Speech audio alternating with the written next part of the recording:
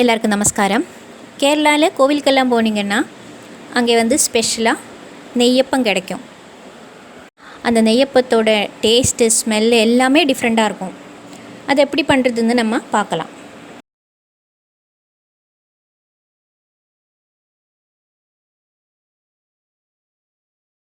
நெய்யப்பம் பண்ணுறதுக்கு உனக்கல்லரிசி தான் எடுக்கணும். உனக்கல்லரிசினா தவிடெடுக்காத பச்சரிசி, மட்டா ரோ ரைஸ். கேரளாவில் வந்து கோவிலெல்லாம் இந்த அரிசி தான் யூஸ் பண்ணுவாங்க. இந்த அரிசி வந்து கேரளாலேருந்து வாங்கிட்டு வந்தது. இந்த மாதிரி 2 கிளாஸ் உனக்கல்ல அரிசி. அரிசி வந்து நல்லா வாஷ் பண்ணதுக்கப்புறம் அரை மணி நேரம் தண்ணியில் ஊற வைக்கணும். 2 கிளாஸ் உனக்கல்ல அரிசிக்கு வந்து 1 கிளாஸ் அவல், இந்த ரெட் கலர் அவல். இதுவும் நல்லா வாஷ் பண்ணதுக்கப்புறம் அரை மணி நேரம் ஊற வைக்கணும். 200 கிராம்ஸ் வெல்லம், கொஞ்சம் தண்ணி ஊற்றி கரைச்சி எடுக்கணும். இந்த மாதிரி நல்லா கரைச்சி எடுத்ததுக்கப்புறம் இதை அப்படியே மாற்றி வச்சிடலாம். நல்லா சூடாறணும். இப்போது ஒரு அரை மணி நேரம் ஆயிடுச்சு. இந்த அரிசி வந்து ஒரு ஸ்ட்ரெயினர் வச்சு நம்ம வடிகட்டி எடுக்கலாம். 10 நிமிஷம் இப்படியே வச்சிடலாம். தண்ணி வந்து நல்லா ஸ்ட்ரெயின் ஆனதுக்கப்புறம் ஒரு மிக்ஸி ஜாரில் போட்டு பவுடர் பண்ணி எடுக்கலாம். கட்டை எதுவும் இல்லாமல் நல்லா ஃபைனாக பொடிச்சு எடுக்கலாம். மிக்ஸியோட இந்த மாதிரி சின்ன ஜார் எடுத்தால் போதும். கொஞ்சம் கொஞ்சமாக போட்டு பொடிச்சு எடுக்கலாம். நம்ம ஈஸியாக அப்படியே பொடிச்சு எடுக்கலாம். இப்போ நீங்கள் பாருங்கள், இந்த மாதிரி நல்லா நைஸாக பொடிச்சு எடுக்கணும். இப்போது இது வந்து ஒரு பாத்திரத்தில் மாற்றி இந்த மாதிரி எல்லாமே நம்ம பொடிச்செடுக்கலாம். அரிசி எல்லாமே பொடிச்செடுத்தாச்சு.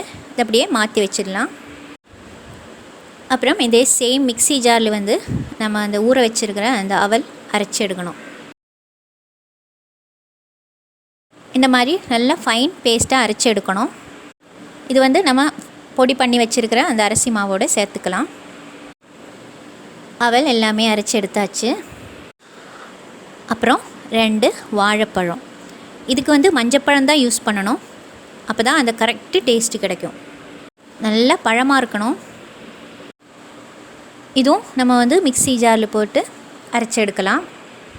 இந்த வாழைப்பழம் வந்து தோலெல்லாம் எடுத்துட்டு மிக்ஸி ஜாரில் போட்டு கிரைண்ட் பண்ணி எடுக்கலாம்.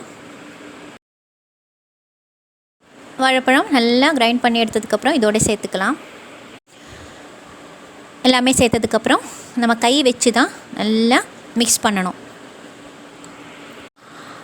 அரிசி மாவு, பழம், அவல் எல்லாமே நல்லா மிக்ஸ் ஆகணும்.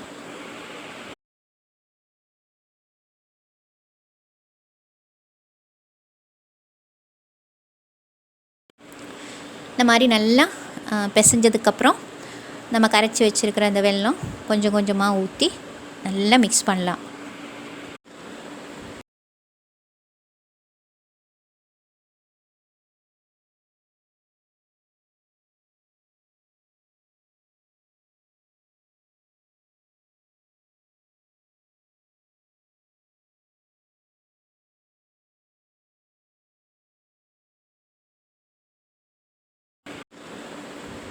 இப்போ நீங்கள் பாருங்கள், இது கரெக்டாக இருக்குது மாவு. இந்த கன்சிஸ்டன்சி வந்து கரெக்டாக இருக்குது.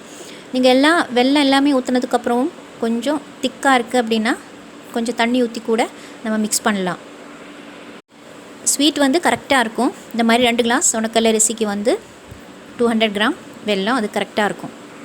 நெய்யப்பத்தோட மாவு ரெடி ஆகிடுச்சு. நம்ம உடனே செய்யலாம், இல்லை ஒரு அரை மணி நேரம் கழித்து கூட செஞ்சால் போதும். ஏன்னா அரை மணி நேரம் கழித்து செய்யும்போது அந்த மாவு வந்து இனியும் நல்லா சாஃப்ட் ஆகிடும். இப்போது ஒரு அரை மணி நேரம் ஆயிடுச்சு. மாவு இனியும் நல்லா சாஃப்டாக இருக்குது. கோவிலெல்லாம் நெய் தான் யூஸ் பண்ணுவாங்க.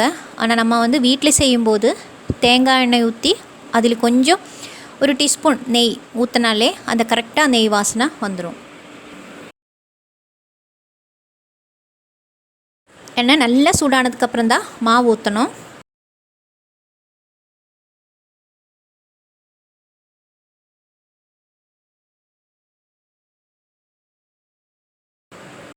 இந்த மாதிரி நல்லா பொங்கி வந்ததுக்கப்புறம் ஃப்ளேம் வந்து மீடியத்தில் வச்சுட்டு ஒரு 30 செகண்ட்ஸ் அவ்வளோதான் நம்ம வந்து திருப்பி போடலாம்.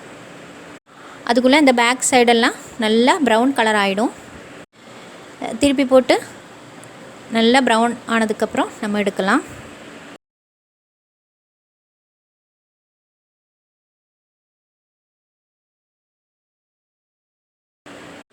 நெய்யப்பம் எடுக்கிறதுக்கு முன்னாடி கொஞ்சம் செகண்ட்ஸ் அப்படியே ஃப்ளேம் ஃபுல்லில் வச்சுக்கோங்க. அதுக்கப்புறம் நம்ம அப்பம் எடுக்கலாம்.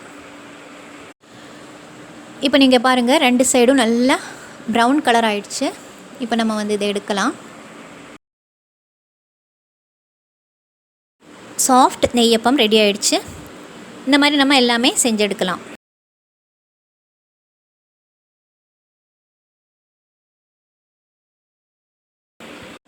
எண்ணெய் எதுவும் குடிக்கலை, நான் ஊற்றின எண்ணெய் அப்படியே இருக்குது.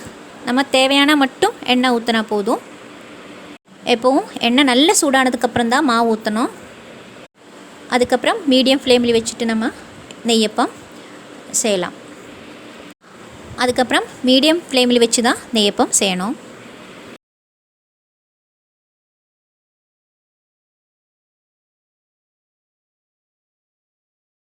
நான் செஞ்ச அளவில் வந்து 30 நெய்யப்பம் கிடச்சிது. ஆனால் என்னோடய நெய்யப்ப சட்டியோட குழி வந்து குட்டி குட்டியாக இருக்குது. உங்களுக்கு வந்து பெரிய சட்டியாக இருந்தால் 20-25 நெய்யப்பம் கிடைக்கும். ரொம்ப சாஃப்டாக இருக்கும். நீங்களும் செஞ்சு பாருங்கள். பிடிச்சிருந்தால் ஷேர் பண்ணுங்கள், கமெண்ட் பண்ணுங்கள், சேனல் சப்ஸ்கிரைப் பண்ணுங்கள். அடுத்த வீடியோவில் பார்க்கலாம்.